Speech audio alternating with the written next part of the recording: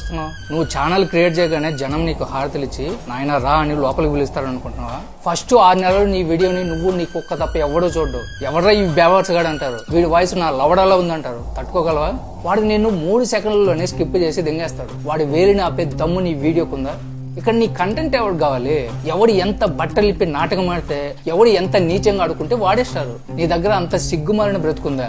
ఈ ఆల్గరిథం కూడా ఒక బోకుముందా. నువ్వు రక్తం కక్కి రాత్రింబవళ్ళు ఎడిటింగ్ చేసి చచ్చినా కూడా అది నేను దేకదు. కానీ ఎవడో ఒకడు పబ్లిక్ టాయిలెట్ లో పడుకున్నా అని వీడియో పెడితే చాలు వాడిని లేపుద్ది. ఎవరితో ఒకటి బ్యాగ్ చూపిస్తే దాన్ని లేపుద్ది. నువ్వు ఎంత మంచి విషయం చెప్పినా పక్క ఛానల్ వాడి లవర్ గురించి తిట్టే వీడియో ఒకటి పెట్టినాడు అనుకో, 10 మిలియన్ల మంది దాన్ని నాకడానికి రెడీగా ఉంటారు. అప్పుడు నువ్వు కూడా వాళ్ళలాగే తమ్ముళ్ళ మీద ఒక లంచ్ బొమ్మ వేసి బ్రతికేస్తావు. నువ్వు ఎక్కడికి వస్తున్నావో తెలుసా? ఒక డిజిటల్ శ్మశానంలోకి. అక్కడ టాలెంట్ ఉండి గుర్తింపు లేకుండా చచ్చిపోయిన లక్షల ఛానళ్లు శవాల పడి ఉన్నాయి. నువ్వు ఇంకొక శవంలో మారాలనుకుంటున్నావా? చెప్పు. 2025లో ఆడియన్స్ ఒక రాక్షసుడు. వాడికి ఆకలి ఎక్కువ, వాడికి దయ లేదు. ప్రతి 3 సెకండ్లకి వాడికి ఒక కొత్త రక్తం కావాలి. వాడి దాహం నువ్వు తీర్చనే లేవు. నువ్వు మోటివేట్ చేస్తావా? 1000 మంది ఉన్నారు. కొన్ని డాన్స్ చేస్తావా? 1,00,000 మంది ఉన్నారు. కామెడీ చేస్తావా? ఆల్రెడీ 1,00,00,000 మంది ఉన్నారు. ఏం పీకాలని మాత్రం నన్ను అడగొద్దు. ఇక్కడ కంటెంట్ ముఖ్యం కాదు, కన్సిస్టెన్సీ అనే కుక్కను పెంచుకో.